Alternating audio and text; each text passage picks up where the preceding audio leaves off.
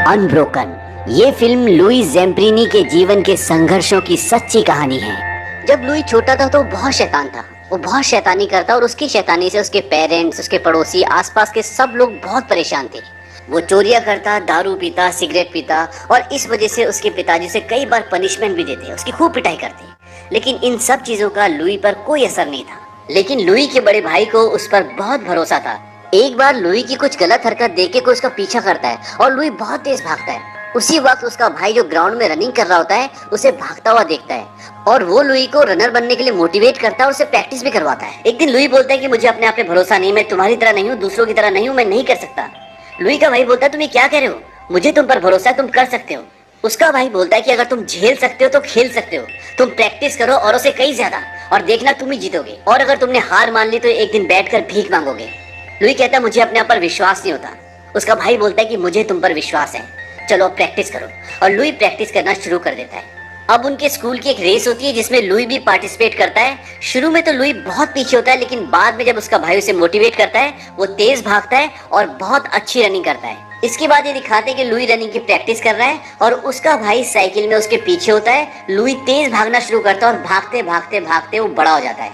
अब बड़े होकर वो रेस में पार्टिसिपेट करता है और फर्स्ट आता है। इसके बाद एक और रेस दिखाते हैं जिसमें लुई इतनी तेज भागता है कि वो एक रिकॉर्ड कायम कर लेता है। वो 4 मिनट में 1 मील दौड़ता है और आज तक अमेरिका के इतिहास में कोई भी हाई स्कूल का बच्चा 4 मिनट में 1 मील तय नहीं कर पाया। तो ये लुई का एक रिकॉर्ड होता है और इसी के बिहाफ पर उसका ओलंपिक में सिलेक्शन हो जाता है। अब जब वो ओलंपिक में जा रहा होता है तो अपने भाई को बोलता है कि तुम भी साथ चलो। उसका भाई बोलता है कि मैं साथ क्यों चलूं, तुम जीतने वाले तो हो नहीं। वो कहता है कि मुझे भी पता है, लेकिन अगले ओलंपिक में मैं सबको दिखा दूंगा। उसका भाई बोलता है टोक्यो। वो कहता है हाँ टोक्यो, क्योंकि अगला ओलंपिक टोक्यो में है। अब जब वो ट्रेन में चढ़ जाता है तो उसका भाई बोलता है कि दर्द की एक पल की कीमत जीवन भर की महिमा होती है। यानी कि जिंदगी में कभी कभी ऐसे पल आते हैं जहाँ पर इंसान टूट जाता है, हार मान लेता है, और उस पल में अगर इंसान हार न माने, आगे बढ़े, लड़े, तो बशर्ते उसकी पूरी जिंदगी बदल सकती है। और इसके बाद लुई ओलंपिक के लिए चला जाता है। ओलंपिक में वो 5000 मीटर की रेस में हिस्सा लेता है और वो सारे राउंड्स में बहुत पीछे रहता है, पर वो आखिरी राउंड में इतनी तेज भागता है कि वो एक वर्ल्ड रिकॉर्ड सेट कर देता है। आज से पहले इतने कम समय में आखिरी राउंड किसी ने भी कंप्लीट नहीं किया था, और ये ओलंपिक हुआ था 1936 में। लुई का सपना था कि अगला ओलंपिक जो 1940 में जापान के टोक्यो शहर में होना था, वो उसमें जाएगा, पार्टिसिपेट करेगा और अपने देश के लिए मेडल लेकर आएगा। लेकिन उसका ये सपना पूरा नहीं हो पाया, क्योंकि उस वक्त तक वर्ल्ड वॉर 2 शुरू हो चुका था और 1940 का ओलंपिक रद्द हो गया। और अब कहानी आती है सीधा 1943 में, जब वर्ल्ड वॉर 2 चल रहा था और इस समय अमेरिका और जापान के बीच में लड़ाई चल रही होती है। और अब लुइस अमेरिकी सेना में एक बॉम्बार्डियर होता है। उनकी पूरी एक टीम होती है जो प्लेन से जाती है और दुश्मन की चौकी पर धावा बोलती है, उन पर बम गिराती है और उन्हें निस्तो नाबूद करती है। अब एक दिन दुश्मन से लड़ते लड़ते उनका प्लेन बहुत बुरी तरह से क्षतिग्रस्त हो जाता है और उनके काफी सारे साथी जख्मी भी हो जाते हैं। तो वो वापस जाके लैंडिंग करने की कोशिश करते हैं, लेकिन ये लैंडिंग बहुत मुश्किल थी क्योंकि प्लेन काफी हद तक डैमेज हो चुका था। अब पायलट लैंडिंग करता है और लैंडिंग करते हुए प्लेन का एक टायर भी फट जाता है, लेकिन फिर भी पायलट उसे संभालता और बहुत मुश्किल से रोकता है और इसमें किसी की भी जान नहीं जाती। लुई अभी भी रनिंग की प्रैक्टिस करता है। वो रनिंग कर रहा होता है और उसका दोस्त उसके पीछे जीप में आ रहा होता है। तभी उनके कुछ और दोस्त आते हैं और कहते हैं हमें जाना होगा, लेकिन इस बार हमें जंग में नहीं जाना, बल्कि हमें कुछ लोगों को ढूंढने जाना है। माना जा रहा है कि वो लोग समंदर में कहीं फंस गए हैं, तो हम सबको अभी उनको ढूंढने के लिए जाना है। अब उनकी पूरी टीम उन्हें ढूंढ रही होती है, लेकिन उनके खुद के प्लेन की हालत बहुत अच्छी नहीं होती। तभी उनके प्लेन में कुछ टेक्निकल प्रॉब्लम आ जाती है और उनका प्लेन क्रैश हो जाता है और समंदर में गिर जाता है। इस क्रैश में सभी मर जाते हैं, बस 3 बचते हैं, जिसमें से एक लुई भी होता है। अब वो तीनों के तीनों 2 एयरबोट में बैठ जाते हैं, क्योंकि उनके पास 2 एयरबोट होती हैं और खाने के लिए कुछ चॉकलेट्स और थोड़ा सा पानी। तो लुई बोलता है कि एक टुकड़ा चॉकलेट सुबह और एक टुकड़ा शाम को खाएंगे और पानी 2 घूंट से ज्यादा एक दिन में कोई भी नहीं पिएगा। वो ऐसा इसलिए बोलता है कि उन्हें कौन कब ढूंढने आएगा इसका कुछ पता नहीं। अब उनके सामने है अथाह समंदर, जिसका कोई छोर नहीं दिखता। अब रात को सब सो जाते हैं और जब सुबह उठते तो देखते कि आसमान में एक प्लेन होता है। वो उसे गन फायर से बहुत सिग्नल भेजते हैं, पानी में भी करंट लगाते हैं, लेकिन वो लोग उन्हें नहीं देख पाते और प्लेन चला जाता है। इस बात से सब बहुत डिसअपॉइंट हो जाते हैं। तभी लुई देखता है कि वहाँ पर चॉकलेट के खाली डिब्बे पड़े होते हैं। दरअसल उनमें से एक ने, जिसका नाम मैक होता है, उसने रात को सारी चॉकलेट खा ली थी। इस बात पर लुई उस पर बहुत गुस्सा करता है। वो बोलता है कि इससे कोई फर्क नहीं पड़ता। लुई बोलता है इससे फर्क पड़ता है, सबको फर्क पड़ता है। अब उन्हें समंदर में फंसे हुए कुछ दिन हो चुके हैं और भूख और प्यास से उनका बुरा हाल है। क्योंकि समंदर का पानी नहीं पिया जा सकता, वो खारा पानी है और उसको पीने से तबीयत खराब हो जाती है। वो सब चुपचाप गुमसुम नाव में बैठे होते हैं, तभी एक बहुत बड़ा पक्षी आकर उनकी नाव में बैठ जाता है और ये पक्षी एक खाना है और अगर उन्होंने ये मौका गवा दिया तो फिर ये मौका दोबारा हाथ नहीं लगेगा। और लुई बड़ी सतर्कता से उस पक्षी को पकड़ लेता है और वो उसको खाते हैं, लेकिन वो उन्हें हजम नहीं होता और उन सबको उल्टियां होना शुरू हो जाती है। लेकिन अब उनमें से एक बोलता है कि हम मछलियां तो पकड़ ही सकते हैं, क्योंकि उनके पास चारा होता है और उस चारे को लगा के वो मछलियां पकड़ना शुरू कर देते हैं और उनको खाना मिलना शुरू हो जाता है। अब एक रात को सब सो रहे होते हैं, तभी समंदर में तूफान आ जाता है और उन सबको उनकी जिंदगी उनके हाथ से फिसलती हुई नजर आती है। और ये सच है कि जब मौत नजदीक हो तो जिंदगी की वैल्यू का पता चलता है। और उस पल में लुइस बोलता है कि अगर आप मुझे बचा लो परमेश्वर, तो मैं अपना पूरा जीवन आपको समर्पित कर दूंगा। और इस तूफान से वो सब बच जाते हैं। अब वो समंदर से खाने के लिए मछलियां तो पकड़ लेते हैं, लेकिन पीने के लिए पानी कहाँ से लाएं? तभी किस्मत उनका साथ देती है और बारिश हो जाती है और बारिश को देख के वो बहुत खुश होते हैं और उनको पानी मिल जाता है पीने के लिए और कुछ पानी वो जमा भी कर लेते हैं। फिर तभी वो देखते हैं कि ऊपर से एक प्लेन उड़ता हुआ जाता है और वो उस प्लेन को सिग्नल देते हैं, लेकिन वो प्लेन जैपनीज का होता है और वो उनपे गोलियां चलाते हैं, लेकिन वो सब समंदर में कूद जाते हैं और उनकी जान बच जाती है। लेकिन इस हमले में उनकी एक एयरबोट खराब हो जाती है, क्योंकि जब वो ऊपर से गोलियां चलाते हैं तो उनकी एयरबोट पे छेद हो जाते हैं और वो एक बोट को तो रिपेयर कर लेते हैं, पर उनकी दूसरी बोट पूरी तरह से खराब हो जाती है। अब उन तीनों को एक ही बोट में एडजस्ट करना पड़ता है, जो कि बहुत मुश्किल होता है, क्योंकि बोट का साइज बहुत बड़ा नहीं होता। अभी तक उन्हें समंदर में 35 से ज्यादा दिन हो चुके हैं और अब मैक भूख, प्यास और मानसिक तनाव को बर्दाश्त नहीं कर पाता और उसकी मौत हो जाती है। अब ये 2 बचे हैं, लेकिन इनकी हालत भी बहुत ज्यादा खराब है।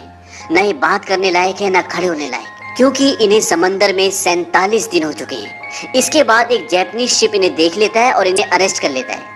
अब ये दोनों जापानीज की गिरफ्त में हैं। जापानीज लुई और उसके दोस्त को एक कैंप में ले जाते हैं जो कि जंगल में होता है और वहाँ पे वो लुई को पहचान लेते हैं कि ये ओलंपिक का एक फेमस एथलीट है, क्योंकि उनके पास उसका एक फोटो भी होता है। वहाँ पर वो उन दोनों से कुछ इन्फॉर्मेशन लेते हैं और उसके बाद वहाँ से उन दोनों को एक दूसरे कैंप में भेज दिया जाता है जो कि टोक्यो में होता है।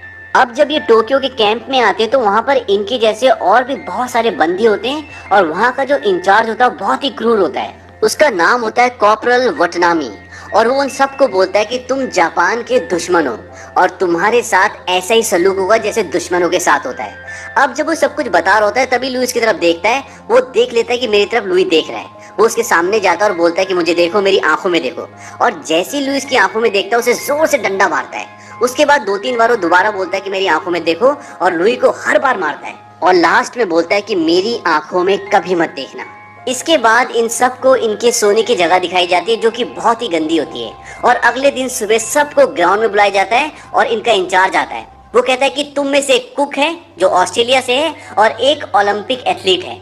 वो कहता है कौन है ओलंपिक एथलीट? लुई अपना हाथ खड़ा करता है। दरअसल उसे पहले से पता था कि लुई एक ओलंपिक्स एथलीट है। इसके बाद वो लुई की और अपने एक साथी की यानी कि अपने एक आदमी की रेस लगवाता है, जिसमें लुई हार जाता है और थक कर वो गिर जाता है। इसके बाद वो लुई को डंडे से बहुत बुरी तरह मारता है और इतना ही नहीं, उन सब कैदियों में वो सबसे ज्यादा लुई से नफरत करता है। ऐसा लगता है कि वो उससे कोई पर्सनल दुश्मनी निभा रहा है। एक बार लुई और उसका दोस्त आसमान में अमेरिकी और जापानीज प्लेन देख रहे होते हैं और आपस में बात करते हैं कि अमेरिकन प्लेन्स अब काफी नजदीक आ गए हैं और उस रात को भी वो इंचार्ज लुई को बहुत बुरी तरह मारता है। इसके कुछ दिन बाद रेडियो से कुछ लोग वहाँ पर आते हैं और वो लुई को बोलते हैं कि अमेरिकी सरकार तुम्हारे घर वालों को ये बता रही है कि लुई अब मर चुका है, वो जिंदा नहीं है। वो कहते हैं कि क्या तुम अपने घर वालों को बताना चाहोगे कि तुम जिंदा हो? और इसके बाद लुई उनके साथ जाता है और रेडियो पे अपने घर वालों को मैसेज देता है कि मैं जिंदा हूँ और ठीक हूँ। अब उस प्रोग्राम के बाद वो लोग उसे एक पेपर देते हैं और वो कहते हैं इसमें जो भी अमेरिका के बारे में लिखा है वो तुम रेडियो पे बोलो, हम तुम्हें वापस कैंप नहीं भेजेंगे और यहाँ पे तुम्हें एक अच्छा जीवन देंगे। लेकिन लुई मना कर देता है, कहता है कि जो इसमें लिखा है वो सच नहीं है और मैं नहीं बोलूंगा। इसके बाद वो लुई को वापस कैंप भेज देते हैं और कैंप वापस आने के बाद जो वहाँ का इंचार्ज होता है वो लुई के दोनों हाथ पीछे से बंधवाता है और उसे बोलता है कि तुम मजबूत हो मेरी तरह। और ये बात मैंने पहले दिन देख ली थी तुम्हारी आंखों में। मुझे लगता था कि हम अच्छे दोस्त बन सकते हैं, लेकिन जापान का दुश्मन कभी मेरा दोस्त नहीं बन सकता। वो लुई को कहता है कि तुम बात नहीं मानते, आदर नहीं करते और आज मैं तुम्हें आदर करना सिखाऊंगा। वहाँ पे जितने भी सैनिक, जितने भी बंदी होते हैं वो उन सबको बोलता है कि सब एक एक जोरदार पंच इसके मुंह पे मारेंगे। हालांकि कोई भी लुई के मुंह पे पंच नहीं मारना चाहता। तभी वो लुई के दोस्त को लाते हैं और वहाँ का जो इंचार्ज होता है वो उसे मारना शुरू कर देता है। और कहता है कि अगर तुमने इसके मुंह पे पंच नहीं मारा तो मैं इसे मारता रहूंगा। इसके बाद लुई सबको बोलता है कि मुझे मारो, और एक एक करके लुई को सब एक एक पंच मारते हैं, और इतने सारे पंच खाकर लुई की हालत खराब हो जाती है। इसके बाद उन सब कैदियों की जिंदगी में एक अच्छी खबर आती है, और वो खबर ये होती है कि जो यहाँ का इंचार्ज होता है कॉर्टल वटनामी, उसका प्रमोशन हो गया है और उसका यहाँ से ट्रांसफर कहीं और कर दिया गया है। अब एक रात को उनके कैंप में बमबारी होती है, और उस बमबारी में उनका पूरा कैंप तबाह हो जाता है और जल जाता है। अब उन सब कैदियों को जो वहाँ बच जाते हैं उन्हें वहाँ से ट्रांसफर करके दूसरे बंदी गृह में भेज दिया जाता है। और जब वो सब लाइन में खड़े होते हैं तभी लुई देखता है कि वहाँ का इंचार्ज कॉर्टल वटनामी है, और ये देखकर लुई के पैर लड़खड़ा जाते हैं और वो गिरने ही वाला होता है कि उसका एक साथी उसे संभाल लेता है। अब वो इंचार्ज लुई के सामने आता है और उससे बोलता है कि तुम मेरी आंखों में क्यों नहीं देखते, पर लुई उसकी आंखों में नहीं देखता। फिर भी वो उसके सिर में एक जोरदार डंडा मारता है, और अगले दिन से सब के सब कैदी काम पे लग जाते हैं। और यहाँ पर इनका काम बहुत ही मुश्किल होता है, क्योंकि यहाँ पर इन्हें नाव में कोयले को लोड करना होता है। एक बार लुई जब काम कर रहा होता है तो ऊंचाई से नीचे की तरफ आ रहा होता है, तभी उसे एक जापानी सिपाही ऊपर से धक्का दे देता है और नीचे गिर जाता है, और उसके पैर में बहुत जोर से चोट लगती है। इस कैंप में काम बहुत हार्ड है, इसलिए सबकी हालत खराब हो चुकी है।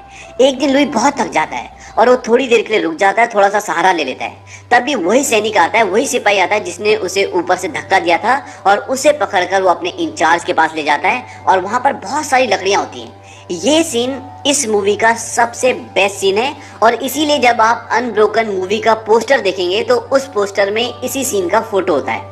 अब वो लुई को बोलता है कि इस लकड़ी को उठाओ, और वो लकड़ी बहुत भारी होती है और लुई की हालत पहले से खराब होती है। अब लुई बड़ी मुश्किल से उस लकड़ी को उठाकर अपने कंधे पर रखता है। तब वो इंचार्ज बोलता है कि इसे अपने सिर के ऊपर उठाओ, और लुई बड़ी मुश्किल से उसे अपने सिर के ऊपर उठाता है, और वो इंचार्ज बोलता है कि अगर इसने लकड़ी नीचे गिराई तो इसे गोली मार देना।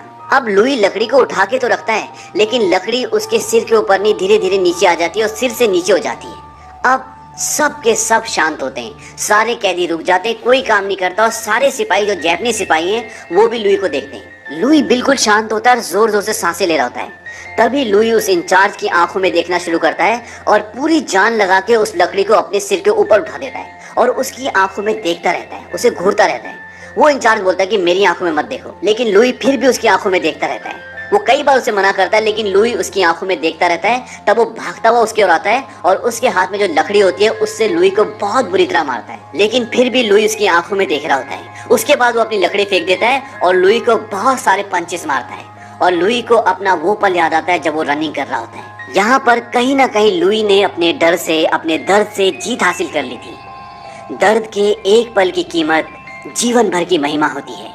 ये बात उसके भाई ने उसे सिखाई थी। कॉर्टल वटनामी उसे इतनी बुरी तरह मारता है कि वो खुद भी बहुत थक जाता है। लुई के अंदर अब इतनी भी हिम्मत नहीं होती कि वो खड़ा हो सके, और लुई रात भर वहीं पड़ा रहता है। इसके बाद एक दिन वो सभी कैदियों को बाहर इकट्ठा करते हैं, और उनका एक ऑफिसर बोलता है कि लड़ाई अब खत्म होने की कगार में है, इसीलिए हम आप सबको न्योता देते हैं कि आप हमारी हुकूरा नदी में नहाएं। इसके बाद सारे कैदी नदी की तरफ जाते हैं। उन्हें डर लगता है कि अब ये हमें मार देंगे। अब जब सब के सब नदी में खड़े होते हैं तभी उनको एक हवाई जहाज आता हुआ नजर आता है, और जब वो हवाई जहाज उनके पास आ जाता है तो वो देखते हैं वो उनकी कंट्री का अपना हवाई जहाज होता है, और इसको देखकर वो बहुत खुश हो जाते हैं, क्योंकि उन्हें पता चल जाता है कि जंग अब खत्म हो चुकी है। इसके बाद हवाई जहाज से नीचे उनके लिए खाना फेंका जाता है, और अब सारे के सारे खुश हैं, और सब के सब जो खाना ऊपर से फेंका गया वो खा रहे हैं और एंजॉय कर रहे हैं। लेकिन लुई कॉर्टल वटनामी के कैबिन में जाता है, लेकिन वहाँ पर कॉर्टल वटनामी नहीं होता, उसका वही डंडा होता है जिससे वो लुई को बहुत मारता था। और सामने कॉर्टल वटनामी और उसके पिता की एक फोटो होती है जिसमें कॉर्टल वटनामी बहुत छोटे होते हैं। दरअसल कॉर्टल वटनामी उस जगह को छोड़ के जा चुका होता है। इसके बाद लुई वापस अपनी कंट्री आ जाता है, और कंट्री आने के बाद सबसे पहले वो अपनी जमीन को चूमता है। उसके बाद वो अपनी माँ से, अपने पिताजी से, अपने भाई से मिलता है और बहुत खुश होता है। फिर 1947 में लुई की शादी हो गई, और शादी के बाद उनका एक बेटा और बेटी हुई। आपको लम्हा याद होगा जब लुई अपने दोस्तों के साथ समंदर में फंसा हुआ था और रात को तूफान आ गया था। तब लुई ने कहा था कि अगर मेरी जान बच गई तो मैं अपना पूरा जीवन परमेश्वर की राह में लगा दूंगा, और लुई ने आगे चलकर ऐसा ही किया। लुई ने अपने जीवन के संघर्ष और विश्वास से ये सीखा कि आगे बढ़ने का रास्ता जंग नहीं बल्कि क्षमा है। इसके बाद लुई वापस जापान गया, और उसने उन सभी लोगों को ढूंढा जिन्होंने उसे बंदी बनाया था, और उसने उन सब से सुलह की। लेकिन उनके इंचार्ज ने, वटनामी ने, जो लुई को बहुत मारता था, उसने लुई से मिलने से इनकार कर दिया। लुई का एक सपना था कि वो जापान की ओलंपिक में दौड़े, लेकिन 1940 में जब जापान में ओलंपिक होना था वो वर्ल्ड वॉर 2 के कारण रद्द हो गया। लेकिन लुई ने अपना ये सपना पूरा किया। 80 साल की उम्र में वो ओलंपिक की मशाल को लेके जापान में दौड़ा। इस फिल्म में बहुत सारे सीन्स फ्लैशबैक में हैं, जो हमने आपको फ्लैशबैक में नहीं सुनाए बल्कि सही ऑर्डर में रख के आपको दिखाए हैं। लेकिन जब आप मूवी देखेंगे तो आप देखेंगे कि इसमें बहुत सारे सीन्स फ्लैशबैक में हैं।